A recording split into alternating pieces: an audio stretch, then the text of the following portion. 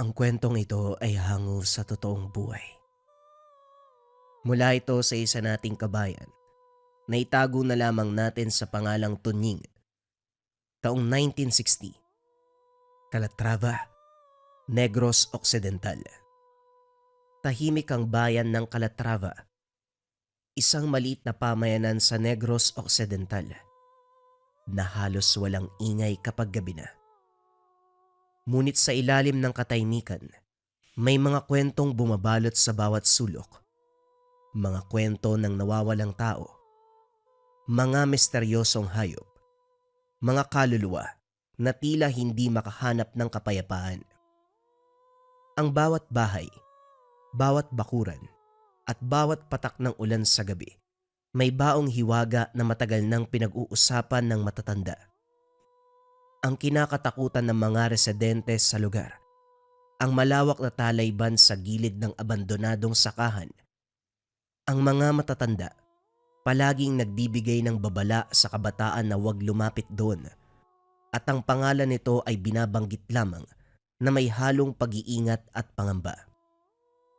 Ang sabi nila, may mga nawawalang tao at hayop na huling nakita roon at hindi na muling bumabalik. Parang nilamon ng dilim ang sinumang matapang na pumapasok. Ngunit para sa mga kabataan, lalo na sa 5 kaibigan na mamamasyal sa bayan, ito ay mga istorya lamang na pangtakot sa inosenteng isipan, mga alamat na may halong katotohanan at imahinasyon. Para sa kanila, ang talayban ay isa lamang ordinaryong damuhan na may kakaibang reputasyon. Wala silang ideya na ang kanilang pagbisita, hindi simpleng paglalakbay lamang. Ito ay simula ng isang karanasan na tatatak sa kanilang alaala habang buhay. Isang karanasan na magpapatunay na ang mga kwento ng bayan ay may halong realidad. Ang gabi ay tahimik at malamlam, ngunit habang lumalapit ang kabataan sa talayban, naramdaman nilang malamig ang simoy ng hangin na dumadampi sa kanilang mga balat at isang kakaibang aura na parabang may nagmamasid sa bawat galaw. Sa kabila ng paulit-ulit na babala ng matatanda at ng masamang kutob sa loob ng kanilang dibdib, nagpatuloy sila. Dala nila ang kuryosidad, ang kaunting kayabangan ng kabataan, at ang paniniwala na ang lahat ng ito ay mga katang-isip lamang. Akala nila sa loob ng ilang minuto, matatapos ang kanilang paglalakbay, magpapatawa at mag-uwi na lamang ng isang ordinaryong kwento ng kabataan. Ngunit hindi nila alam na sa bawat paglapit nila sa makapal na talayban, unti-unti silang lulubog sa isang mundo na puno ng misteryo at panganib, kung saan ang dilim ay may buhay. Ang mga kaluluwang nawala ay may boses, at ang talayban nag-aantay lamang ng mga susunod na bibiktimahin. 5 magkakaibigan ang palaging magkasama. Sila ay sina Tunying, 20 years old, leader, thrill seeker, palaging gustong sumubok ng mga kakaibang bagay. Si Apong, 21 years old, medyo seryoso at maingat sa mga ginagawa. Si Natu naman ay 19 years old, palabiro at medyo duwag. Si Naldo, 20 years old, mahilig sa inuman at palabiro, pero tapat sa barkada. Si Maria, 19 years old, nag-iisang babae, mahiyain ngunit kuryoso.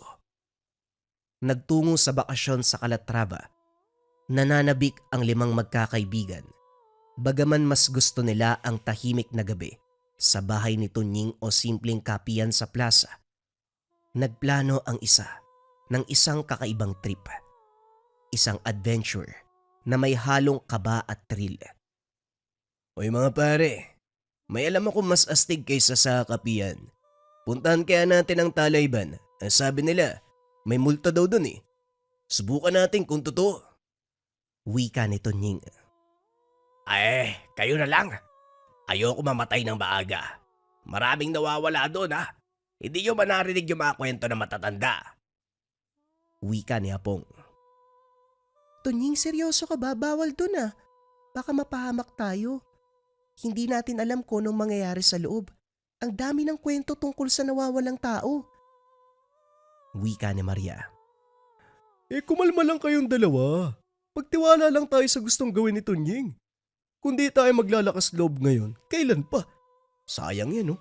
Sayang yung bakasyon. Natawa si Tunying. Alam niyang may kakampi siya sa pangulit sa mga kaibigan. Tumitig siya sa grupo at halatang nananabik. Pangako pare, kahit may mga kung ano dun, ligtas tayo. Basta magkakasama. May dalang mapa ang ilaw, hindi tayo mawawala. Sigurado yan. Sa huli, nagpa siya ang lahat na sumama. Maging si Maria. Bagaman natatakot ay napilitang pumayag. Dala ang kuryosidad at kaunting lakas ng loob.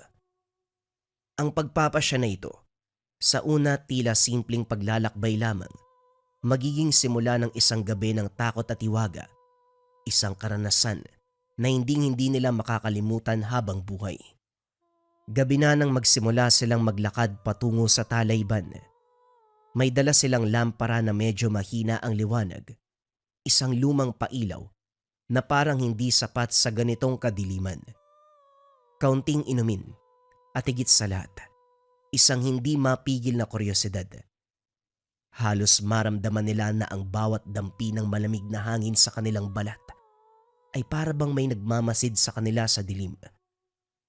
Paglapit sa makapal na damuhan, agad naramdaman ang kakaibang oras sa lugar. Amoy ang halimuyak ng nabubulok na laman at lupa na nagbibigay ng kakaibang kaba sa dibdib. Mga pare, tignan nyo to. Parang may nagmamasid sa atin. Parang hindi normal to ah. Masyado ka naman duwag pare, halika na.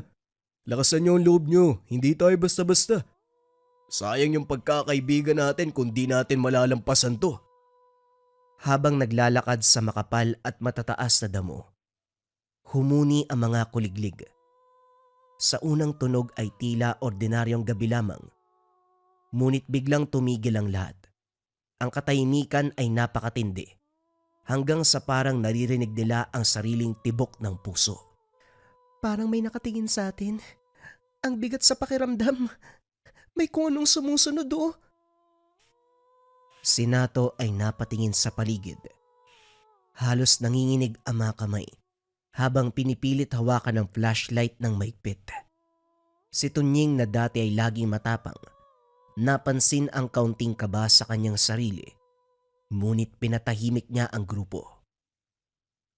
Kalma lang. Huwag kayong mag-isip ng kung ano-ano. Wala namang mawawala sa atin kung sama-sama tayo eh. Ngunit kahit pilit nilang labanan ang kaba, ramdam ang bawat hakbang, unti-unting nagdadala sa kanila sa gitna ng dilim.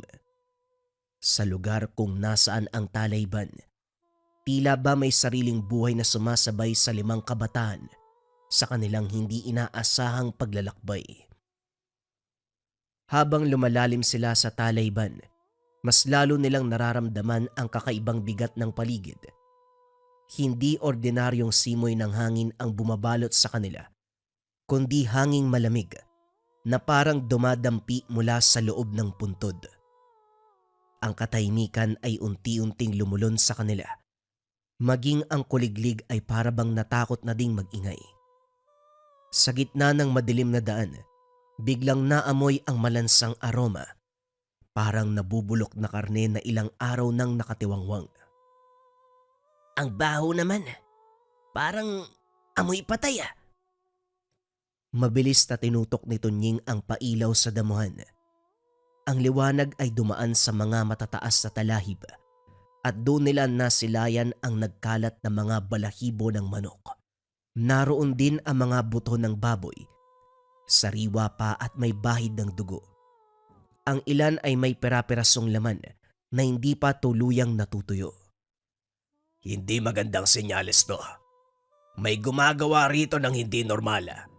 Parang alay. Diyos ko, baka may kung ano dito. Baka may aswang. Hindi pa man sila nakakabawi. Nakarinig ng mahinang kaluskos sa likuran. Lumingon sila ng sabay-sabay at sa gilid ng mga mata, Nakita nilang may kung anong mabilis na gumalaw sa pagitan ng mga damo. Masyadong mabilis. Halos hindi makita. Parang dumaan lamang sa hangin. Nakita niyo yun? May tao. May tao doon, oh. Kumalma ka lang, Maria. Tao lang yun, baka tagapagbantay ng lupa o lasing na napadpad lang dito. Pero kahit si Tunying mismo ramdam na ang kaba. Ang liwanag ng flashlight niya ay bahagyang nanginginig. Ang boses ay hindi na kasing lakas ng dati. Pinipilit na lang na maging matapang. Bigla namang nagsalita si Naldo, ang pinakamatapang sa grupo, bagamat halata ding kinakabahan. Mga pare, hindi tao yun. Masyadong mabilis. Parang hayop na hindi normal ang kilos. Muling sumabay ang hangin na tila umihip mula sa kailaliman ng talayban. Sa bawat sandali lumalakas ang amoy ng pagkabulok. Naririnig ang pagaspas ng mga damo na walang kasamang hangin. Dahan-dahang naglakad si Apong palapit sa isang kumpol ng damo habang hawak ang isang patpat na napulot niya. Tignan nyo, parang may nakatago dito. Paglapit niya, biglang may umalulong na aso mula sa hindi kalayuan. Mahaba, matinis at galing sayop na gutom. Lahat sila ay napatalon sa gubat. Ano ba yan? Nakakatakot na dito ah. Umuwi na tayo. Hindi na biro to, Tunying. Ngunit bago pa sila makagalaw, muli nilang nasilayan ang mabilis na aninong dumaan. Parang isang malit na taong nakayuko. Hindi normal ang lakad. Sandali lang itong nagpakita bago nawala muli sa likod ng matataas na damuhan. Hindi tao yun. Hindi tao yun. Si Tunying ay napalunok. Ramdam ang malamig na pawis sa kanyang likod. Kahit siya na ang nag-aya, unti-unti nang bumibigay ang tapang. Sa loob ng isipan, alam na may mali. May nakatira sa talayban na hindi dapat makita. Ilang minuto pa ang lumipas habang pilit nilang nilalakasan ang kalooban. Isang mahina at malungkot na iyak ang biglang umalingaw-ngaw. Isang mapaghiganting iyak ng isang babae. Hindi nila mawari kung malapit ba ito o malayo dahil para bang umiikot ang tunog sa paligid ng talayban. May umiiyak. Parang babae. Nagkatinginan silang lahat. Walang gustong maunang kumilos. Ngunit sa bandang huli, unti-unti silang lumapit. Dala ng flashlight at kaba sa kanilang dibdib. Sa bawat hakbang mas lumilinaw ang iyak. Kumahalo ang hikbi at hingal na parabang nagdurusa sa gitna ng kadiliman. Pagdating nila sa pinagmulan, bigla silang natigilan. Sa harap nila nakandusay sa lupa ang bangkay ng isang babae. Hubad, laslas ang balat, wasak ang dibdib at puno ng sugat na parabang pinagtulungan ng mabangis na hayop. Ang katawan ay maputla at sa paligid ay may bakas ng paghila. Tila ba kinaladkad siya bago tuluyang iniwanan doon. Napatras si Maria. Napasigaw ng ubod ng lakas. Diyos ko, tao, patay na siya. Halos sabay-sabay namang napalunok si Nato, Naldo, na nanginginig ang tuhod. Pre, bangkay to. Totoo na to. Hindi na biro umalis na tayo ngayon na. Baka tayo pa mapagbintangan eh. Ngunit bago pa man sila makatalikod, isang kakaibang tunog ang sumingit sa katahimikan. Mahaba, matinis at nakakasulasok.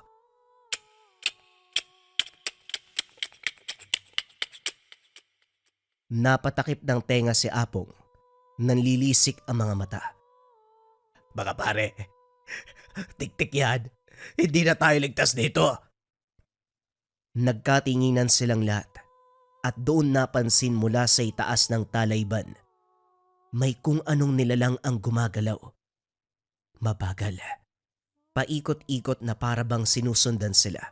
At sa sandaling yun, ramdam nilang hindi lang sila ang naroon. Mula sa pinakamadilim na bahagi ng talayban, Unti-unting lumitaw ang nilalang. Matangkad. Sobrang payat na halos dikit na ang balat sa buto. Mahaba ang mga kuko. Kumikislap sa ilalim ng mahina nilang flashlight. Ang mga mata ay nagliliyab na pula. Mula sa bibig, tumutulo ang malapot na dugo. Amoy panis at nakakasulasok. Bigla itong ngumisi ng nakakaloko. Anak ng aswang! Kagad silang nagtakbuhan. Pilit binabagtas ang makapal na damo na parang nagsasara habang dumadaan sila. Ang bawat yabag ng halimaw, mabigat at mabilis. Tila ba mas malapit ito sa bawat segundo. Mga pare, tulong! Tulong, wag niyo akong iwan! Nadapa si Nato habang tumatakbo. Lumapit si Apong at mabilis siyang hinila. Nanginginig ang mga kamay habang pilit inaangat si Nato mula sa putikan. Ngunit sa paglingon nila, halos ilang dangkal na lang ang layo ng halimaw. Nakaunat ang mahabang kuko at tanda na silang sunggaban. Sa isang iglap, dumampot si Tunying ng malaking sanga at buong lakas na hinampas sa nilalang. Umalingaw-ngaw ang lagitik ng kahoy. Kasunod nito, ang dagungdong ng hampas sa katawan ng halimaw. Ngunit imbis na matumba, lalo itong ngumisi. Ang mga mata ay mas lalong nagningas at mula sa lalamunan, lumabas ang paos at nakakapangilabot na boses. Mga walang muwang, mga walang lakas. Kasabay ng tidig na ito ay parang gumagalaw ang talayban. May buhay ang mga damo. Humahampas sa tumahad lang sa kanila habang tumatakbo. Nagpasya silang kumaripas ng takbo patungo sa kabilang dulo ng talayban. Hawak-hawak ang mga pang-ilaw. Nanginginig na rin ang liwanag dahil mabilis na paghinga at takot. Ngunit sa bawat akbang, parang wala silang nararating. Paglingon nila, iisang puno, iisang kumpol ng damo, iisang bakas ang kanilang yapak. Paikot-ikot lamang sila. Paikot-ikot na bumabalik sa parehong lugar. Hindi normal to. Nililigaw tayo. Hindi ko na kaya, ayoko na dito. Gusto ko nang umalis. Habang lumalalim ang takot, biglang may boses na umalingaw-ngaw mula sa dilim. Hoy! Dito kayo! Bilisan niyo! Nagkatinginan ang lima. Hindi sigurado kung tutugon o tatakbo palayo. Ngunit muling sumigaw ang tinig. Kung ayaw niyong mamatay, sumunod kayo sa akin. Mula sa makapal na talayban, sumulpot ang isang matandang lalaki. Gusot ang buhok, marami ang kasuotan. Ngunit matalim ang tingin. Hawak niya ang isang itak na kumikislap sa ilaw ng buwan. Wala nang oras para magtanong. Sumunod kayo sa akin kung gusto niyong humaba pa ang buhay niyo. Nagdadalawang isip ang grupo. Ngunit nang muling marinig ang nakakakilabot na huni ng tiktik, wala na silang nagawa. Nagkatinginan sila, sabay-sabay na sumunod sa matanda, habang ramdam nila ang malamig na ihip ng hangin na parabang may nakasunod pa rin sa kanilang likuran. Dinala sila ni Mang Pilo sa lumang kubo sa gilid ng talayban. Mula sa labas halos giba na ito. Mga dingding na yari sa kawayan, bubong na pawid na may mga siwang at pintuang waring mahuhulog na lang sa kalumaan. Ngunit nang makapasok sila, bumungad ang kakaibang amoy. Usok ng insenso, tuyong dahon at balat ng kahoy na nakasabit sa mga sulok. Parang mga panangga laban sa masamang espiritu at nilalang. Sa gitna ng maliit na kubo, nakalapag ang isang lumang mesa na may mga bote ng langis, asin at mga anting-anting na yari sa buto at bakal. Doon naupo si Mang Pilo. Mabigat ang balikat at pagod ang mga mata. Ngunit matalim ang titig na parabang kayang bumutas ng dibdib. Tay, ano po yun? Ano po yung halimaw na nakita namin? Umupo si Mang Pilo ng mabigat at saka marahang hinaplos ang kanyang balbas. Kita sa kanyang mga mata na matagal niya nang pasan ng lihim na ito at ngayong gabi lamang niya muling haharapin. Mga bata, ang tunay na pangalan ko ay Felipe, pero Pilo ang tawag sa akin dito. Ako ang huling bantay ng baryo. Matagal nang may mga halimaw dito. Mga apo ng mga aswang na naglipa na sa bundok. Kapag nagugutom sila, bumababa sila dito. At ang bangkay na nakita nyo kanina sa Talayban, isa yon sa mga nawawalang taga-baryo. Hindi na bago yon. Ginawa nilang pagkain ng mga tao. Nagkatinginan ang magkakaibigan. Nanginig si Maria. Halos hindi makapagsalita. Ibig sabihin po, hindi lang pala kwento yung mga nangyayari dito. Tumayo si Mang Pilo. Doon nakita ng mga bata ang mahabang peklat na tila bakas ng matinding labanan. Hindi ito basta-basta kwento lamang. Bata pa ako nung una kong makita ang mga nilalang na yon.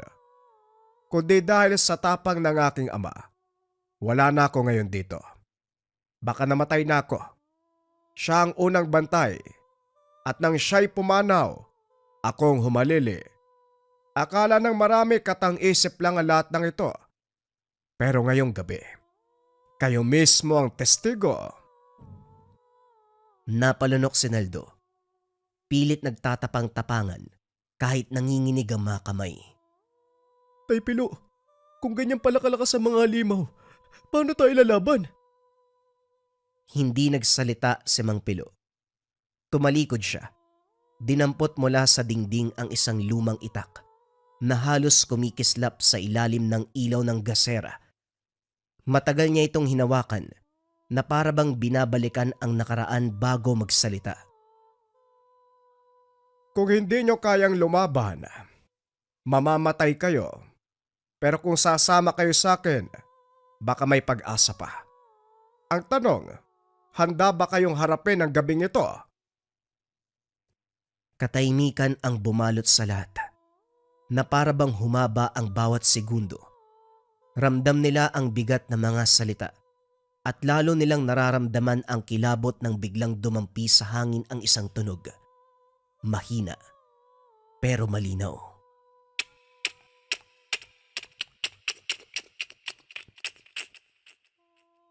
Unti-unting lumapit mula sa malayo hanggang sa parang nasa mismong paligid na ng kubo. Napatingin si Mang Pilo sa kanila. Matalim ang titig at sa unang pagkakataon ay ngumiti, pero puno ng babala. Nandito na sila. Maganda na kayo. Hindi pa man sila nakakabuelo mula sa pagtakbo. Biglang yumanig ang buong kubo. Unay mahina lang, pero kalaunan ay parang malakas na lindol na halos ikabuwal nila. Ang mga dingding na yari sa kawayan ay umuugong. Ang bubong na pawid ay tila gustong maghiwalay. Tay Pilo, baka po pumasok sila dito. Kasunod nun, isang malakas na ingay, bagay na bumagsak sa bubong. Umalingaw-ngaw ang pagaspas ng malaking kuko na kumakalmot sa pawid. Nilalamutak ang mga hibla na para bang sinasadya nitong punitin ng dahan-dahan. Kaagad na kinuha ni Mang Pilo ang isang sako ng asin na nakatago sa gilid. Binuksan niya ito at buong lakas ay sinaboy sa pintuan at mga siwang ng bintana. Kasabay nito ay nagkalat ang amoy ng asin, humahalo sa pawis at kaba ng lahat. Takpan nyo ang mga sugat nyo. Bilisan nyo. Huwag kayong magpapakita ng dugo dahil yan ang hinahanap nila. Napatitig si Maria sa sariling kamay. May hiwa ito sa daliri dahil sa tinik ng talahib. Kaagad niyang tinali ng piraso ng damit ang kanyang sugat. Nanginginig habang ginagawa ito. Sa labas ay malinaw nilang naririnig ang mabigat na yapak ng paikot-ikot sa kubo. Ang mahabang kuko ng nilalang kinakaladkad sa dingding na para bang sinasadyang takutin sila. Dinodoble ang bawat segundo ng kanilang pangamba. Bigla itong huminto. Tahimik. Nakakabinging katahimikan ng bumalot na para bang nawala ito. Wala na yata ah. Isang malakas na hampas ang bumagsak sa bintana.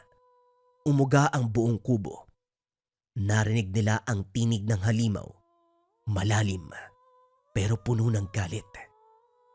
Hindi kayo ligtas. Lalabas din kayo. Labas. Uubusin ko ang laman ninyo. Bawat salita nito ay tila gumagapang sa kanilang laman. Dumidikit sa kanilang buto. Si Maria ay napahawak sa tenga. Pilit na isinasara ang tenga upang hindi marinig ang hindi kaaya-ayang tunog. Habang si Naldo, napaupo na lamang sa isang sulok, nanginginig at walang masabi. Muli nilang narinig ang pagkaliskis ng kuko. Pero ngayon, mas mabilis at mas marahas. Tila binabasag na ang dingding. Ang mga kawayan ay unti-unting bumibigay. Ang mga anino sa labas ay gumagalaw kasabay ng ilaw ng gasera. Huwag kayong matakot. Yan ang gusto niya. Labanan niyo ang takot niyo dahil kapag bumigay kayo, mas madali kayong mahuhulog sa bitag. Ngunit kahit anong tibay ng boses ni Mang Pilo, hindi may tatanggi ang takot na dumadagungdong sa dibdib ng lahat. Sa labas, muli na namang nagsalita ang halimaw. Ngayon ay mas malapit. Parang nakadikit mismo sa pader. Naaamoy ko. Naaamoy ko ang dugo ninyo. Kasabay nun, bigla na lang may mahaba at matalim na kuko ang tumagos sa dingding. Halos tumama sa mukha ni Apong. Napasigaw siya. Sabay umatras ang lahat. Halos mabuwal sa loob ng maliit na kubo. Ilang minuto lang, unti-unting humina ang mga yabag. Alam ni Mang Pilo na ito na ang pagkakataon. Pinatay niya ang gasera sa loob ng kubo at iniwanan silang lahat na nasa dilim. Tanging liwanag ng buwan ang sumisilip mula sa siwang ng pawid. Kung tatakbo lang kayo, mamamatay kayo. Pero kung lalaban tayo, may pag-asa pa. Sumama kayo sa akin. Nagtitigan ng magkakaibigan. Nanginginig si Maria. Hawak-hawak ang braso ni Naldo. Si Tunying naman, parang gustong umiyak. Ngunit nagpumilit maglakas ng kalooban. Si Nato bagamat sugatan, kinuyom ang kamao at tumango. Sige, Tay Pilo. Sasama kami kahit anong mangyari. Napangiti si Mang Pilo. Parang nakakita ng pag-asa sa kabila ng dilim. Dinampot niya ang itak. Sabay abot ng ilang kahoy, bato, at mga sanga sa mga kabataan. Hindi kayo mananalo sa lakas, pero sa tapang at talino, may laban. Tandaan nyo, asin, bawang at apoy, yan ang kainaan nila. Huwag kayong bibitaw, lalaban tayo. Sabay-sabay silang lumabas ng kubo. Sa paligid humahampas ang malamig na hangin mula sa talayban. Nakakabinging katahimikan ng bumalot, tanging huni ng kuliglig at ugong ng hangin ang maririnig. Biglang gumalaw ang mga damo. Sumipol ang hangin. Mabilis na may sumulpot mula sa dilim. Isang halimaw na animoy nilalang na paniki. Mahabang kuko at pulang-pula ang mga mata. Sa isang iglap, nakalundag ito papunta kay Nato. Parang mabangis na hayop na gutom sa dugo. Nato, ilagan mo! Huli na. Halos madadagit na sana si Nato nang biglang humarang si Mang Pilo. Hawak ang kanyang itak. Malakas ang tunog ng magsalpukan ang kuko ng halimaw at talim ng itak. Umatras ang halimaw. Nang gagalaiti sa galit ang ngipin, naglalabas ng paos na tinig. Hinding-hindi niyo ako matatalo.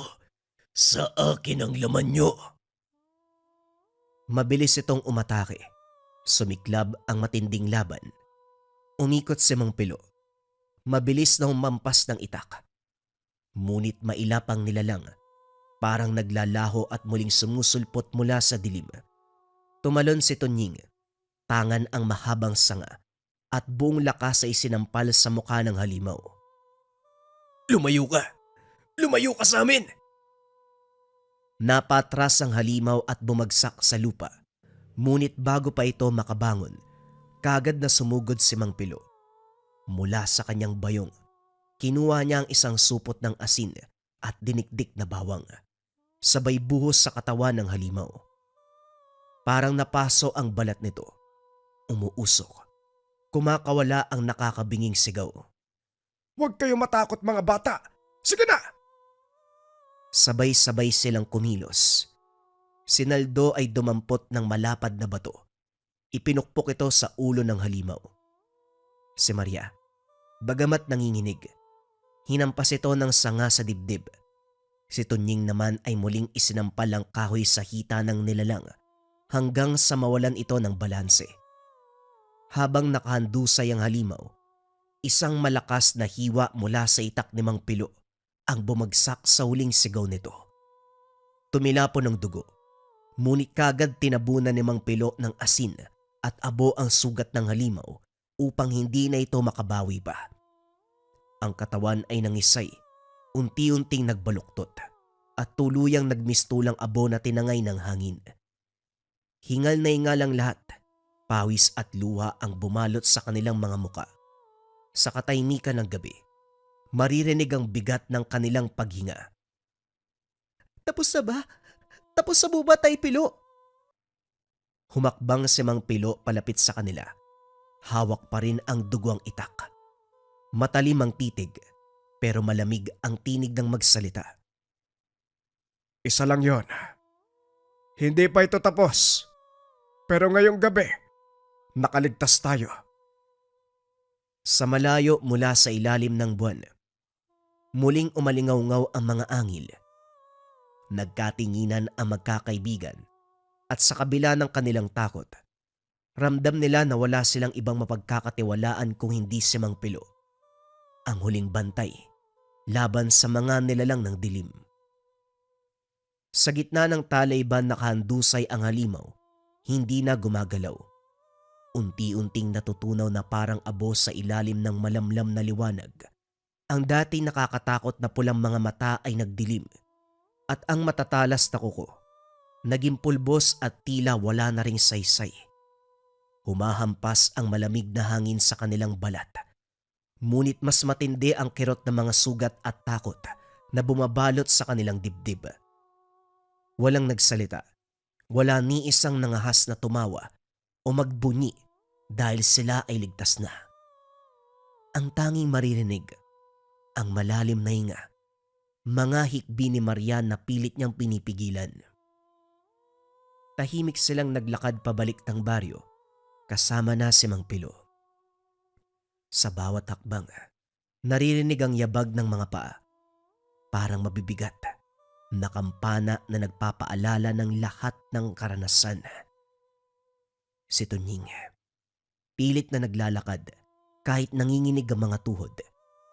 Si Nato, hawak-hawak ang sugatang braso. Si Naldo, nakayuko lamang. Si Mang Pilo bagamat halatang pagod, matatag ang tindig. Hawak pa rin ang itak na kanina lang ginamit niya upang ipanglaban. Nang marating nila ang unang bahay sa baryo, doon sila huminto. Ang bahay ay yari sa kahoy. May ilaw ng lamparang nakasabit sa bintana. May ilang asong tahimik na nakasilip na tila nararamdaman ang bigat ng gabi. Sandaling katahimikan ang bumalot bago nagsalita si Mang Pilo. Mahina, ngunit mariin ang tinig. Tandaan nyo, hindi natatapos ang laban sa isang gabi. Hindi sa halimaw na yon nagtatapos ang kwento. Marami sila. Hindi nyo alam kung kailan babalik. Palagi kayo mag-iingat at higit sa lahat. Huwag niyong hahamonin ang mga kwento ng matatanda. Ang mga kwentong may ugat. Ang ugat ay laging totoo. Nagkatinginan ang magkakaibigan.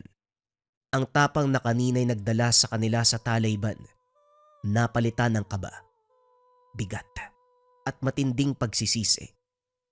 Sa kanilang mga mata, kitang-kita ang tanong kung bakit pa sila nakinig sa hamon ng sariling kayabangan. Tahimik na pumatak ang luha ni Maria. Lumapit si Tunying, marahang hinawakan ang kamay niya.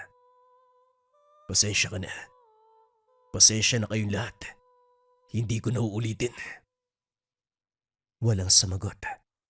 Sa ilalim ng liwanag ng buwan, bawat isa ay nakadama ng pagbabago. Hindi na sila ang mga batang mahilig maglaro sa gabi, magtawanan sa gitna ng dilim. Ang halimaw ay hindi lamang nilalang na muntik ng kumitil sa kanila. Isa itong paalala na may mga bagay na hindi dapat ginagalaw. May mga lihim na mas mabuting wag nang tuklasin. Mula noon, ang gabi ng kanilang kabataan naging kwento ng kanilang buhay. Isang alaala ng takot, ng pagkakaisa, at ng halimaw na muntik nang pumatay sa kanila. Nang mga sumunod na taon, tuwing may magtatanong kung bakit hindi na sila naglalakad sa talayban tuwing gabi, iisa lamang ang sagot nila. May mga kwentong bayan na hindi lamang basta kwento upang manakot. Ito ay istorya ng kasaysayan, mga tunay na karanasan sa mga nilalang na kung hindi mo papakinggan, maaari mong ikamatay ang gambala ng aswang. Bagong kwento pa rin ang kasunod mga kabayan. Ito ay pumapatungkol sa barang. Pero bago yun mga kabayan, panoorin niyo muna ang video. Kung interesado kayo sa pabasa, readings, pamana ng gamit at basbas. So sa mga kabayan, September 1 na, available na ang pabasa, pamana at basbas. Pakita ko muna sa inyo kung para saan. Pabasa. Pamana. Basbas. Pakipost na lang mga kabayan para mabasa nyo yung information. Marami nagtatanong kung paano mag-order at kung pwede ba GCash payment. Pakita ko sa inyo kung paano. And yes, pwede ang GCash payment. Ito siya mga kabayan, punta kayo sa browser www.merchandise.com. Once ma-search, ito dapat yung makita ninyo, search nyo lang pabasa. Palabas tong papel, pang. Pabasa, add to cart muna, wag yung PayPal. Once ma-add to cart, proceed kayo sa cart, check out. Pagka-checkout mga kabayan, fill out ito PayPal or dito kayo sa or. Lagyan nyo lang yung mga info dyan. Information ninyo kabayan ha, sample lang itong ginagawa ko. Pag nalagay nyo na lahat ng information mga kabayan, ang piliin ninyo payment by send it. Then pay now. Ganito yung lalabas kapag ka pay now. Ipili kayo ngayon kung ano gusto nyo pambayad. Pwedeng Cebuana, LBC or GrabPay, Maya, GCash. So GCash na lang mga kabayan, then lagay ninyo yung mga information ninyo. Ganun lang kasimple mga kabayan. 20 slots available. Nakuha na yung 5 slots. 15 na lang ang available mga kabayan. Habol kayo. September 1 hanggang September 5 na lang yan. Take note mga kabayan, sa website lang pwedeng orderin ng pabasa at pamana at basbas. Mag-ingat sa mga scammers. Ang kwentong ito ay hango sa totoong buhay.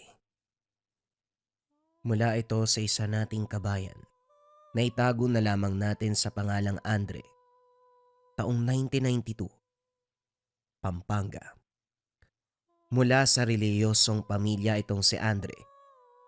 Sumunod sa yapak ng yumaong lolo bilang isang dibino. Subalit may ugali rin siya. Minanasama na pinaniniwala ang mambabarang. Umiiral paminsan-minsan ang kagaspangan ng pag-uugali. May tuturing na pinakamalakas dahil taglay din ang pamana ng lola na isang manggagamot. Parehong mataas sa katungkulan ng yumaong ninuno at hindi kailanman natatakot sa panig ng kaliwa. Anumang uri ng kapamakan, nakahandang sungin. Sa pagtungtong ng edad na 30, si Andre na lamang ang naiwan na mag-alaga sa nakababatang kapatid. Si Ana 20 taon. Si Amber 18 taon. Parehong nakapagtapos ng kurso pero hindi nakapasa sa board exam. Nagtsatsaga na lamang sa minimum na sahod sa isang hasyenda sa Pampanga. Kaklase ni Ana ang anak ng may-ari, kung kaya't madaling nakapasok. Magaan ang trabahong binibigay sa kanila dahil mga babae. Sa takot na baka mapano ang mga ito, kung hahayaang lumipad sa Pampanga ng sila lang, tinalikuran ni Andre ang buhay sa Cebu para sumama. May kaunti ding ipon na saktong pinambayad sa tinutuloyang paupahan. Ang mga kapatid ang nagtatrabaho, siya naman ang naiiwan sa bahay para magluto, maglaba, maganda na mga gamit nila. Kung tutuusin, baliktad ang sitwasyon dahil dapat lalaki ang nagtatrabaho. Kaso hanggang elementarya lamang ang tinapos ni Andre. Ikalawang baitang lamang. Sakto lang na makilala ang letra sa alpabeto at makapagsulat ng pangalan. Kapos sa buhay nung araw, kaya imbis na sa paaralan, sa paghahanap buhay nakatuon ang atensyon. Sumasama sa lola na manggagamot sa iba't ibang lugar. Tumutulong din sa lolo kapag may gawain, katulad ng panunugis ng masasamang elemento. Nang tumagal sa Pampanga, napansin ni Andre na merong umaaligid sa mga kapatid. Bagay na hindi niya nagustuhan dahil dakilang drug lord ang lalaki. Idagdag pa ang edad na nasa 40 taon. Nagkagusto kay Ana. Kay Amber naman, nagpapatakbo ng ilegal na pasugalan. Edad 30 taon. Nang matunogan ito, hatid sundo ang mga kapatid. Haharangin ang mga delivery boy na maghahatid ng regalo mula sa matatandang manliligaw. Kapag siya ang makakatanggap, diretso kaagad sa basurahan. Isang gabi, sa mismong inupahan dumating ang manliligaw ni Amber. Magara ang kasuotan, formal na formal kung titignan. Pinarada ang magarang kotse, meron pang 3 tagapagbantay. Hindi pa nakauwi ang mga kapatid sa oras na yun, kung kaya't siya ang humarap. Magandang gabi sa'yo pare. Nandyan ba si Amber? Aakyat sana ako ng ligaw eh. Wika ni Tisoy. Akyatin mo mukha mo. Hoy, ang tanda mo na. Huwag mo nang guluhin yung kapatid ko. Baka hindi kita matansya. Wika ni Andre na ikinagulat ng lalaki. Sandali nga, magkapatid ba talaga kayo? Si Amber makadiyos ang asal eh. Pero ikaw boses demonyo ka agad. Pare, malinis ang intensyon ko sa kapatid mo. Hayaan mo kung ialay ang pag-ibig ko sa kanya. Huwag kang mag-alala. Mapapabuti siya sa mga kamay ko. Alagaan, mamahalin. Ibibigay anuman ang gustuin niya. Nagiging masama lang ang ugali ko kapag ganun din ang karap ko. Hoy, kriminal ka. Dahil nagpapatakbo ka ng ilegal na pasugalan. Sakop mo Maynila. Ika nila, madalas ka ring napapaaway. Naglalasing at higit sa lahat, ang dami ng babaeng dumaan sa'yo. Tapos ngayon gusto mong ligawan yung kapatid ko. Eh kung tayo na lang yung magligawan, tignan natin kung sino magtatagal. Binunot ni Andre ang itak para takutin ang mga ito. Kaso bumunot din ng baril ang mga tauhan. Pare naman, masyado naman yatang mainit ang ulo mo. Ikaw tong nagamon, pero sa bunutan pa lang ng armas talo ka na. Anong laban ang itak mo sa bala na mga tauhan ko? Kung ako sa'yo, mabuti pang pumayag ka na lang para maiwasan natin ang mga bagay na, alam mo na. Sa narinig nagpantig ang tenga ni Andre. Kagaya ng sinabi, mag-iiba ang ugali niya kapag tungkol sa kapatid. Masyadong matigas ang mga ito. Nakuha pang pumasok ng tahanan. Ginamit na ng binata ang tinatagong kakayahan. Nag-usal ng buhay na dasal. Layo nitong himukin ang isipan ng patutungkulan upang gawa ng masama ang kapwa. Tumama ito sa isa sa mga tauhan. Kagad nagkagulo ng pabigla-biglang sumuntok. Hindi madadaan sa awat dahil sinigurado ng binata na sasagad ang gagawin nito. Matapos maitumba ang kapwa-tauhan, Ang amo naman ang binalingan. Kumaripas ng takbo, sumakay ng sasakyan sabay harurot. Kinalas ng binata ang dasal. Nagbalik ulirat ang tauhan na kaagad naguluhan sa naganap. Inutusan nito ni Andre na iuwi ang mga kasama. Tumalima naman dahil sa takot. Sinundan na lamang ito ng tingin. Sakto ding dumating ang mga kapatid. Nagtatanong kung bakit makalat ang paligid. Madali naman siyang nakagawa ng rason. Pero muling nasagad ang galit nang banggitin na nakasalubong ang sasakyan ni Tisoy, ang manliligaw. Kuya, pumunta ba dito si Tisoy? Parang sasakyan niya yung nakasalubong namin eh. May dala ba siyang regalo? Wika ni Amber. Kung iuntog kaya kita. Kapag talaga ganito ang usapan, kumikinang yung mga mata nyo. Dukutin ko yan eh. Nagbibiro lang. At saka, kagustuhan naman ni Tisoy na manligaw ah. Kung may dadalin siya, tatanggapin ko na lang din. Sayang yun ha? Muling wika ni Amber. Palibasa kasi tumanda si kuya na hindi nakaranas ng ganito. Kaya maliligaw natin ang pinagdidiskitahan. Wika ni Ana. O sige, pagkaisa nyo ako. Kapag naisipan kong umuwi ng Negros, bahala na kayo sa buhay nyo. Nagbibiro lang naman kuya. Ito naman masyadong dinidibdib. Wika ni Amber. Nakikita naman ni Andre na hindi sineseryoso ng mga ito ang manliligaw. Ang sa kanya lang, natatakot na baka bumigay, mapa sa kamay ng lalaking hindi kayang protektahan ang mga kapatid niya. Lumaki sila sa poder ng lolo't lola. Nagdusa ang ina nung araw. Uwi lang ito para buntisin ang ina at mawawala ng mahabang panahon. Hindi na rin nila nakita ngayon. Walang ideya kung nasaan. Ganitong tipo ng lalaki ang pinangangambahan niya na mapangasawa ng mga kapatid. Kinabukasan, manliligaw naman ni Ana ang nagpakita. Ganun pa rin. Magara ang sasakyan. Sosyal ang pormahan. May dalang regalo at pagkain na nagkakahalaga ng 1,000. Sa mukha palang mahuhulaan na kaagad na mayaman. Magandang lalaki. Seryoso. Handang panagutan ang nililigawan. Ang problema, may kakaiba sa pagkatao nito na hirap matukoy ni Andre. Yung bang sa matagal na pagtititigan, masasabing merong tinatago. Alam ko mas matanda ako, pero hindi kita tatawaging iyo. O namang tawag sa mas nakakabata. Huwag mong masamay ng pagpaparito ko. Alam kong alam mo na ang tungkol sa akin. Nanliligaw ako sa kapatid mo eh. Naisip ko mamanhikan sa ganitong paraan upang formal kang makilala. Inabot ang kamay upang makipagkamayan, pero hindi ito tinanggap ni Andre. Ikaw, Diego, nagbebenta ka ng pinagbabawal na gamot. Labas-pasok ka sa kulungan. Marangal na babae ang kapatid ko. Hindi ka ba nahihiya na pangarapin siya sa pagkatao mong yan? Maayos at mamahalin ang suot mo.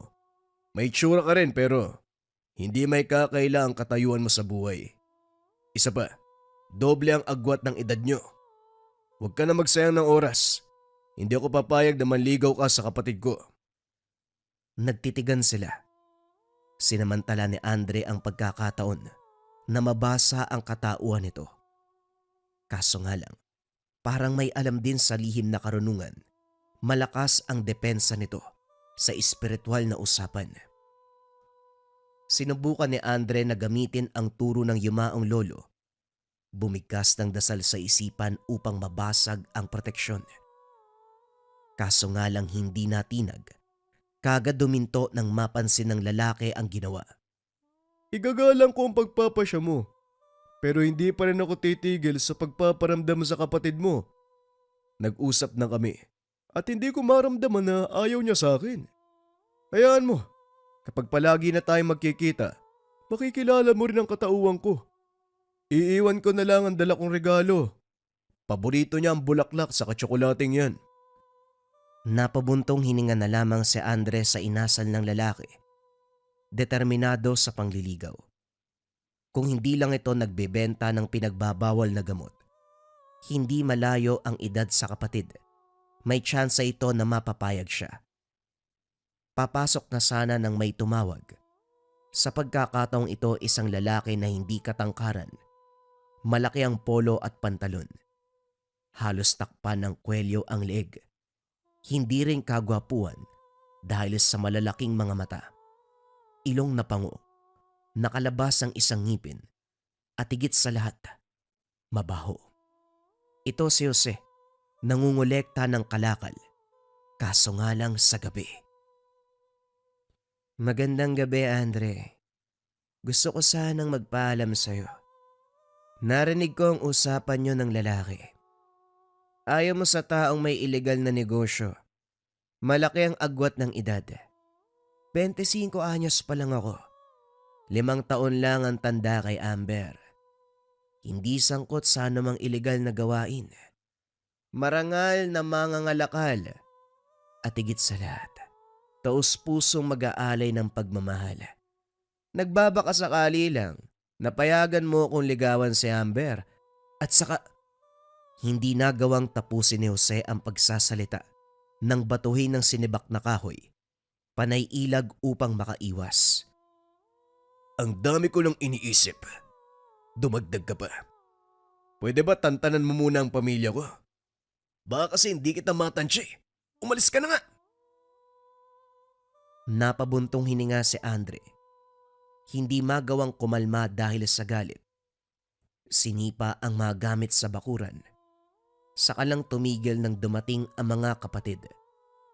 Kagad nagdahilan, kaso nahuli nang makita ang iniwang regalo ni Diego. Kinuha ito ni Amber at pinasok sa loob. Hindi na rin niya inawat dahil nakitang masaya ang kapatid. Habang tuwang-tuwa na kumakain ng tsokolate ang mga ito, nakatingin siya sa sulok. Napailing na lamang nang maramdaman na gusto ng kapatid ng lalaki. Ay nako, magkakagusto na nga lang sa ganong klase ng tao pa. Pagtapos nun, gabi-gabi na kung dumalaw si Diego, kung ano-anong regalo ang bitbit. Tama din ang sinabi nito na kapag napapadalas ang pagkikita, makikilala ang pagkatao kagaya ngayon. Unti-unting naging malinaw kay Andre na may kaalaman sa lihim na karunungan ang lalaki. Mataas ang bakod nito sa sarili na hindi kayang tupukin ng mababang uri ng orasyon. Nang magkaoras, dali-daling inusisa. Diego, mag-usap nga tayo sandali. Gusto ko lang linawin kung sino ka ba talaga. May nararamdaman ako sa'yo eh. Marunong ka sa lihim na karunungan. Anong klaseng nilalang ka? Mabuti naman napansin mo. Binaba ko ng kaunti ang pananggalang para mabasa mo. Napansin ko na sumubo ka nung nakaraan eh. Wag mo ring isipin na ginagawa ko to para magpalakas sa'yo ha. Sadyang ganito lang talaga ang pagkatao ko. Huwag na tayo magkaila. Mula ako sa pamilya na mambabarang. May malalim akong kalaman sa lihim na karunungan. Hindi ba ikaw rin? Malakas sa puwersa ang nararamdaman ko sa'yo. Hindi basta-basta. Mabuti naman kung ganon. Hindi ko na pala kailangan ipakilala ang sarili ko. Ngayong nagkaalaman na, umanda ka kapag nasaktan ng kapatid ko. Paghihiwalayin ko yung buto at laman mo. Ibig sabihin pumapayag ka na sa paliligaw ko. Ang ibig kong sabihin, sa oras na saktan mo si Amber, ako mismo magiging kamatayan mo. Nagkatitigan ang dalawa. Parehong nagbabanta sa pamamagitan ng tingin. Pagsapit ng araw ng pagsisimba, magkasama ang magkakapatid. Siksikan sa sandaling yun kung kaya't hindi magkakatabi. Sa unahan sina Ana at Amber, samantalang nasa likod si Andre. Tahimik na nakikinig sa salita, hanggang sa napansin ng binata na may kakaiba sa hangin. Nang sumulyap sa kabilang direksyon, nasipat si Diego.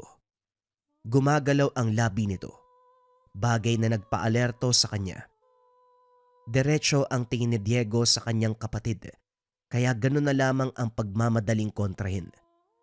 Hanga siya sa bilis nito dahil pagkatapos mapigilan, agarang sumulyap sa kinalalagyan niya. Sinamaan ng tingin pero bumalik sa pag-usal. Humugot ng hininga upang pakalmahin ng sarili. Kahit papano, gusto niyang respetuhin ang simbahan. Pasimple itong nilapitan. Kung gusto mong magsimula, doon tayo sa labas. Igalang mo ang presensya ng simbahan. May ginagawa ako. Huwag kang magingay. Nagpatuloy ito sa pagpapakawala ng orasyon hanggang sa nakita niya si Jose sa lugar. Malinaw na nakikita ang pagbigkas ng orasyon.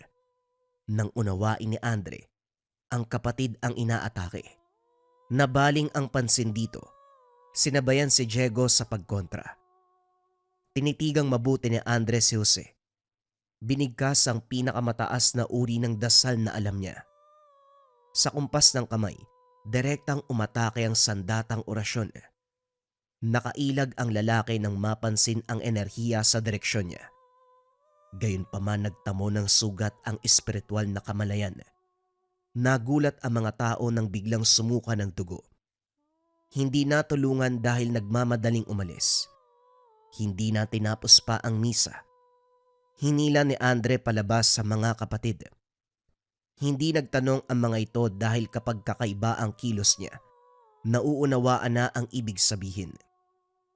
Pagdating sa tahanan, sinuri ang kalagayang espiritual ni Amber. Ipinatong ang palad sa ulo, habang ang kabilang kamay ay nasa pulso. Sa kabutiang palad wala namang napinsala, hindi rin nakapasok ang atake ng kalaban. Kuya, ano bang nangyayari? Hindi pa tapos yung misa pero umuwi na tayo. Ngayon naman sinusuri mo ko. May kinalaman ba to sa nangyari sa simbahan? Magmula ngayon, iwasan niyo si Jose. Lokong yun, Basta, huwag kayong lalapit sa kanya. Umiwas kayo. Lumabas si Andre para harapin si Jose. Pinuntahan sa barong-barong malapit sa tambakan ng basura, kaso wala ito roon. Ang mga kasama ay wala ring ideya kung nasaan. Bumalik siya sa simbahan. Tinignan ang klinika ng bayan, maging ang tindahan kung saan ito madalas. Wala rin siya sa lugar, hanggang sa nakasalubong si Diego. Huminto ito at binaba ang bintana ng sasakyan. Tinawag siya pero hindi sumagot. Nayayabangan sa dating. Huminto rin ang banggitin ang nangyari kanina. Huwag ka mag-alala. Ako nang bahala sa lalaking yun. Sisiguraduhin ko na magdurusa siya sa ginawa niya. Bakit, anong gagawin mo? Diretsa ang usapan lang. Huwag ka nang makialam dahil problema ko to. Kapatid ko ang biniktima niya. Labas ka rito. Biniktima niya ang babaeng mahal ko kaya may pakialam ako. Sa ayaw at sa gusto mo, ako ang magpaparusa sa lalaking yun. Pinuruan mo siya pero duda ko na yun ang tatapos sa kanya. Malakas din yun, kaya huwag kang magtaka kung makakayanan niya ang ginawa mo. Subalit para kay Andre, walang makakaligtas kahit daplis lang ang tumama. Ang espiritual na sibat, hindi matatakasan ni numan. Kinitil na nito ang buhay ng marami. Engkanto, duwende, gabunan, mambabarang, mangkukulam, at kahit ang mataas na uri ng elemento, hindi nakakaligtas. Ito ang dahilan kung bakit kinakatakutan ang lolo niya noong araw. Makaraan ng ilang linggo, napansin ni Andre ang panghihina ni Amber. Walang pagbabago sa pisikal na anyo. Malusog tignan. Pero kung gumalaw, mapapansin ang panghihina. Mapili na rin sa pagkain maging sa inumin. Ilang araw lumiban sa trabaho dahil hindi nakakabangon. Hindi rin nabahala dahil marunong sa panggagamot ang binata. Sinuri ang kalagayan. Nang matukoy nagmamadali sa paghahanap ng mga dahon at iba pang sangkap. Lahat ng ito ay pinakuluan. Muling sinuri para makumpirma sa ikalawang pagkakataon ang sitwasyon. Ganun na lamang ang galit nang makapa ang bakas ng barang. Sa puntong ito, ginamit ang karunungan upang kalasin ang sumpa. Muling pinatong ang palad sa ulo ng kapatid. Binigkas ang dasal na unti-unting pumukaw sa kamalayan ng mambabarang. Nakita niya ang figura nito pero malabo ang pagmumuka. Gayunpaman ipinagpatuloy ang ritual. Tinawag ang espiritual na sandata. Ito ang inutusang pumutol sa sumpa. Kaso mabilis kumontra ang mambabarang. Sinundan ng mahabang orasyon. Layong pasunurin ng sandata. Utusang hagupitin ang mambabarang habang siya naman inaasikaso ang pagkalas ng sumpa. Sa karunungang ginamit, matagumpay na natanggal ang barang. Muli na namang sumambit ng buhay na dasal upang protektahan ang kamalayan ng kapatid habang binalingan ang pakikipagbuno sa mambabarang. Sa puntong ito, espiritual na kamalayan ng dalawa ang magkarap. Walang pag-uusap na nangyari. Diretso ang bawat panig sa pagpapakawala ng panlaban. Nagulat ang binata nang maglabas ito ng espiritual na sandata, ang makamandag na ahas. Maliksi ito, nagawang sabayan ng galaw ng sibat. Umiilag, umiiwas, at higit sa lahat ay may bakal na balat. Tumatama paminsan-minsan ang sandata pero hindi makapag-iwan ng pinsala. Sa isip ni Andre, mataas ang karunungan ng kalaban. Gayunpaman, muling sumubok hanggang sa binaliktad ang atake. Hinayaang umatake sa kanya ang ahas, samantalang dumiretso ang sibat sa mismong mambabarang. Sa kaparehong pagkakataon, napuruhan ang bawat isa. Kinagat si Andre ng ahas. Tumarak naman sa tagiliran ng kalaban ang sibat. Napaubo ng dugo ang binata kasabay ng pagbalik sa ulirat. Dumako ang tingin sa braso na may bakas ng kagat. Dali-daling binigyang lunas upang mapigilan ang pagkalat ng kamandag. Sino kaya yun? Masyadong mataas ang kalaman niya. Marunong din sa ibang larangan. Katulad ni Lolo, may espiritual na sandata. Mabagsik ang ahas. Makamandag. Nagawang isa ng sibat. Sige lang. Kung sino ka man wala akong balak na umatras. Muli tayong magharap. Wika ni Andre. Masama ang titig sa iniwang kagat ng ahas. Kinabukasan hindi na muna pumasok sa trabaho ang mga kapatid upang maiwasan ang anumang problema. Binakura ng proteksyon ng tahanan upang wala nang makalusot pa. Naging mapagmatsyag si Andre. Binabantayan ang bawat galaw sa paligid. Dito na rin nagkalapit ang loob nila ni Diego. Ito lang kasi ang nakakausap sa ganitong bagay. Hulaan ko. Hindi ka lang marunong sa kanan. May kaalaman ka rin sa kaliwa. Huwag mo na ikaila. Malakas ang pakiramdam ko sa mga taong katulad ko na may dugong mambabarang. Nagtataka tuloy ako kung sino sa pamilya mo ang galing sa lahi ng kaliwa. Sa kwento ni Amber, isang dibino ang lolo mo. Manggagamot naman ang lola. Eh yung tatay mo kaya? Ayos na sana yung pag-uusap natin eh. Pero nagbabanggit ka pa ng ibang pangalan. Huwag mo na ipilit. Umuwi ka na. Pinapainit mo lang yung ulo ko eh. Nandito ako para tulungan ka. Mambabarang ang kalaban dito. Bagay na may kaalaman ako. Pwede mo akong gamitin. Sa tingin mo ba makakapuntos ka sa akin sa pamamagitan ng bagay na to? Nagkamali ka. Kinausap lang naman kita kasi may kaalaman ka sa ganitong bagay. Yun lang. O sige. Pero kung kailangan mo ng karagdagang lakas, huwag kang magdadalawang isip na sabihan ako. Hindi to pinansin ni Andre dahil para sa kanya, ang problema nilang magkakapatid, kailangan sila lang ang magresolba. Labas ang ibang tao. Pagkatapos ng pag-uusap, binaling ang atensyon sa pagmamasid sa paligid. Ilang sandali lang, may orasyon na nagnanais wasakin ang pananggalang. Nang suriin, samot-saring tigal po ang nakaabang sa hangin. Sinimulang usarin ni Andre ang mataas na uri ng dasal. Sinabayan pa ito ng pagtawag ng espiritual na sandata. Hindi naglaon lahat ng sumpa sa hangin ay naglaho na parang bula. Subalit hindi doon nagtatapos. Bumigkas ng orasyon na layong sundin ang lakas ng pinanggalingan ng Tigalpo. Direktang bumaon ang sibat sa taong nasa likod nito. Sa pagsambit ng panapos, natapos din ang buhay. Dahil dito hindi mapalagay si Andre, walang tulog umaga't araw. Matyagang binantayan ng paligid.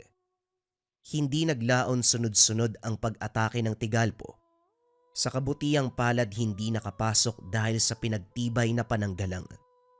Kaso naisip ng binata na mas mabuting umalis na sa lugar bago pa may mangyaring mas malala. Sakto lang na nakapag-impake. Malakas na orasyon ang sumira sa bakod.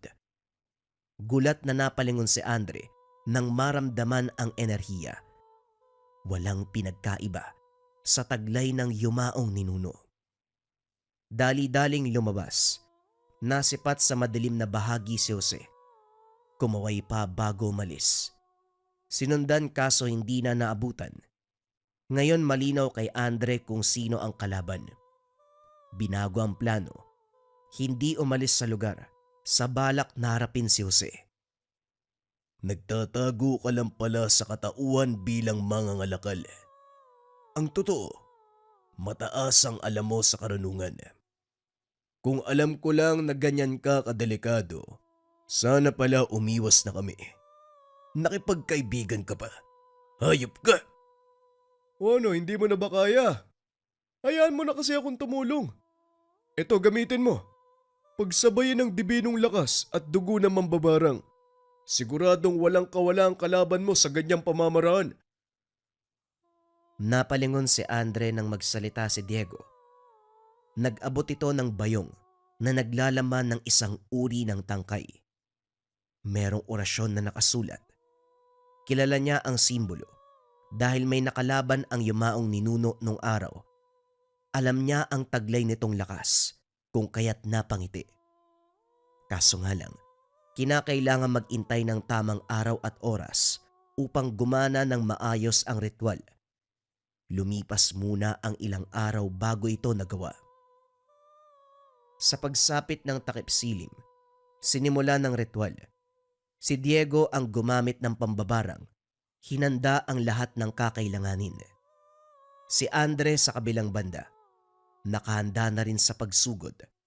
Ang binata ang nakatalaga sa pagbukas ng portal patungo sa espiritual na kamalayan. Mabilis na tunto ng kinalalagyan ni Jose na kasalukuyang nagkakarga ng orasyon. Akma na sana itong magpapakawala ng sumpa. Subalit naudlot ng mabaling ang atensyon, kagad siyang dumepensa. Sa udyat ni Andre, sinimulan ni Diego ang ritual ng barang. Aatake ito sa katawan ni Jose. Sinabayan naman ng atake ng binata na layong sumugod sa espiritual na kamalayan. Sa puntong ito, aktwal na nagsimula ang laban. Sinigurado ni Andre na hindi makakalabas sa espiritual na dimensyon ang pinakawalang orasyon ng kalaban para walang mapinsalang inosente. Sinundan ito ng pagtawag ng espiritual na sandata na kaagarang umatake. Kaso muli na namang humarang ang makamandag na ahas. Tinamaan ito at napuruhan. Muling umusal ng dasal at ang sandatay sumugod kay Jose. Nagawa nitong makailag ng ilang ulit pero sa huli ay wala ring kawala. Bumulwak ang dugo. Kasabay ng pag-inda ng insektong ibinaon ni Diego sa katawan nito sa pamamagitan ng barang. Hindi na ito nakapalag. Hindi na nakagalaw. Sandali lang naman. Masyado kayong nagmamadali. Hindi ba pwedeng maglaro muna tayo bago ang patayan? Palibasa kapag mga bata, patayan agad ang iniisip. Nagsanib puwersa pa talaga kayo. Barang at dibino. Sumuko ka na lang kung ayaw mong mamatay. Ano nga bang dahilan mo para paulit-ulit daw matake sa pamilya ko? Nako naman, Akala ko matalino ka. Hindi pala. Ako na mismo magsasabi para maging malinaw sa'yo. Gusto ko ang kapatid mo. Yun lang naman ang nais ko eh. Wala akong pakialam kung ano ang gusto mo. Hindi matino ang utak mo. Baliw ka. Nagpakawala muli ng usal si Andre. Muling ginamit ang espiritual na sandata. Ilang ulit tumagos ang sibat. Mula sa katawan hanggang sa espiritual na kamalayan. Hindi nakapalag dahil pinagtibay ng binata ang lakas ng sandata. Isa pa, wala ring magagawa sa kadailanang hawak ni Diego ang pisikal na katawan. Unti-unting winasak ng insekto ang kaloob-looban. Butas-butas ang balat sa paglabas-masok ng mga insekto. Hindi naglaon. Tinapos ng binata ang laban sa pamamagitan ng muling pagtagos ng sibat sa puso. Bumulagta si Jose sa sariling tugo. Matapos ng kaganapan, nagkatinginan si Andre at Diego. Inabot ng lalaki ang palad para sana makipagkamayan, tanda ng pagtutulungan. Kaso hindi tinanggap ng binata. 2 beses mo nang hinindihan yung pakikipagkamay ko O siya, lilinawin ko ang totoo kong pakay. Wala naman akong gusto sa kapatid mo Gusto ko lang tumulong sa mga tao. Pero mas mataas pala ang kaalaman mo kaysa sa akin. Kaso nga lang kinakailangan mo pa rin ng tulong ko. O dahil tapos na ang mission ko, alis na ako. Ulitin ko. Wala akong gusto sa kapatid mo. Gusto ko lang tumulong.